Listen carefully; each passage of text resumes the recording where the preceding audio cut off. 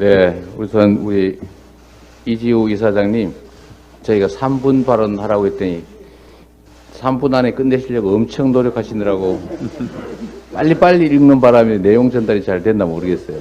네, 어쨌든 현장에서 고생이 많으십니다. 말씀하신 것처럼 지금 부울경 메가시티가 정부 여당에 의해서 좌초위기에 처한 것 같습니다. 국토균형 발전은 중요한 국가적 과제이고 대한민국의 지속 성장 발전을 위한 이제는 피할 수 없는 핵심적 과제가 됐다고 판단됩니다. 부울경 특별연합은 우리 윤석열 대통령께서도 공약했던 것으로 판단이 됩니다. 맞죠? 그런데 현장에서는 완전히 반대의 일이 벌어지고 있습니다. 부울경 특별연합을 사실상 포기하는 것 아니냐, 현 정부에서 이런 의문이 생기는데 그건 옳지 않다. 특히 수도권 일극체제로는 대한민국이 지속적으로 발전하기 어렵다. 그래서 부울경도 하나의 극으로서 수도권에 버금가는 새로운 경제 또는 지방행정의 중심이 되어야 된다는 점을 잊지 말았으면 좋겠습니다. 민주당도 최선을 다해서 부울경 메가시티가 성공할 수 있도록 노력하겠습니다. 정부 여당도 대통령의 약속을 지켜주시도록 노력하시는 게 옳다, 이렇게 촉구드립니다. 지금 김근식의 석방이 임박해서 지금 아동대상 성범죄에 대한 우려가 매우 커지고 있습니다. 이게 재범의 우려 때문에 재범을 방지하는, 추가의 피해를 방지하기 위한 그런 노력을 해야 된다는 국민의 여론이 매우 높습니다. 김근식은 다행히 다시 재입감된 것으로 보이는데 그와 관계없이 다시는 이런 일 생기지 않고 또 이런 성범죄자에 의해서 국민들이 불안하고 피해를 추가로 입지 않도록 사전적인 예방 조치들이 반드시 있어야 되겠다는 생각이 듭니다. 보안 입법도 우리 민주당이 중심이 돼서 추진해 나가도록 하겠습니다. 오늘이 여순 사건 74주기입니다.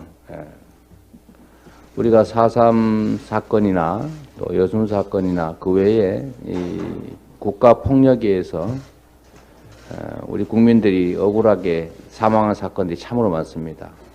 광주 5.18 사건도 예외가 아니죠. 아직도 이런 국가 폭력 범죄에 대해서 아무도 책임지지를 않습니다. 시간이 지났다는 이유로 진상규명은 물론이고 형사처벌도 민사책임도 다 벗어났습니다. 앞으로 국가폭력에 의한 인권 침해 범죄 반드시 언젠가는 책임을 지도록 공소시효, 또 민사소멸시효 배제하고 또 사건 조작을 막기 위해서 수사, 기소에 관여하는 국가 공무원들에 대해서는 재직 기간 동안에는 공소시효를 중단시키는 법을 우리가 민주당이 반드시 만들어서 개인의 사적 욕망 때문에 타인의 생명을 침해하고 국가 권력을 남용하는 국가폭력범죄가 발붙일 수 없도록 만들어 가겠습니다. 참으로 안타까운 일이 계속되고 있습니다. 어제 어딘가의 자료를 보니까 2분기까지 그 금융권 은행의 예대 마진이 40조 원을 넘었다고 합니다. 이게 지금 연말까지 4분기를 다 하면 이 이자 수익이 80조 원을 넘어갈 것이라고 예상이 된다는데 지금 이게 고금리로 우리 가계부채 안고 있는 국민들께서 그리고 기업들이 엄청난 고통을 겪고 있는데 이 고통 속에서 축제를 한다고 하는 게, 그것도 과도한 축제를 한다고 하는 게 말이 되겠습니까? 이게 80조 원이면 이게 엄청난 금액인데요. 엄청나죠. 예. 지금 가계부채가 1,900조 정도의 1%의 이자만 늘어나도 약 18조 원 정도, 19조 원 정도를 추가 부담하게 됩니다. 근데 지금 2%선 마진이 되다 보니 이게 20조 원, 40조 원 이렇게 돼 있는데, 저는 우리 금융권, 근데 정말 가장 공공성에 관심을 가져야 할 은행들이 이 과도한 예대 마진으로 이렇게 폭리를 취하고, 그로 인해서 가계와 기업에 막대한 부담을 주고, 이제는 생존까지 위협받을 상황이 됐는데, 이게 과연 옳으냐라는 생각이 듭니다. 전에도 여러 차례 지적을 했는데, 우리 더불어민주당에서 이 과도한 그 금리 폭리를 막기 위한 법안을 저희가 준비한다고 말씀드렸죠. 그리고 이제 결국은 이렇게 과도한 금리 부담으로 빚을 못 갚으면 이제 제2금융권 대부업체 전전하다가 결국 마지막에는 사채 시장으로 가서 연간 수백 % 이자를 부담하는, 그러다 결국 견디지 못하고 정말 심각한 상황에 빠져드는 극단적 선택을 생각하게 되는 그런 상황으로 몰리게 됩니다. 그래서 불법 사채를 무효화하는 법안도 만들어야 되겠지만, 실질적으로 이 국민들께서 서민금융 지원에 접근할 수 있도록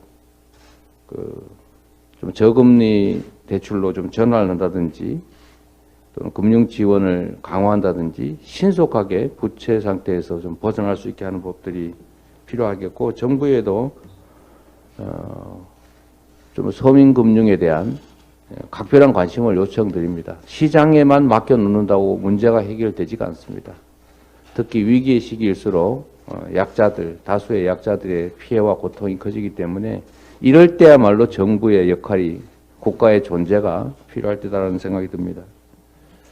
제가 조금 전에 우리 그 원내대표님한테 그 고부군수 이름이 뭐냐고 제가 물어봤는데, 저는 김병갑인 줄 알았더니 조병갑이었더니 나이가 드니까 확실히 이 조병갑이라는 사람이 역사적으로 유명하지 않습니까?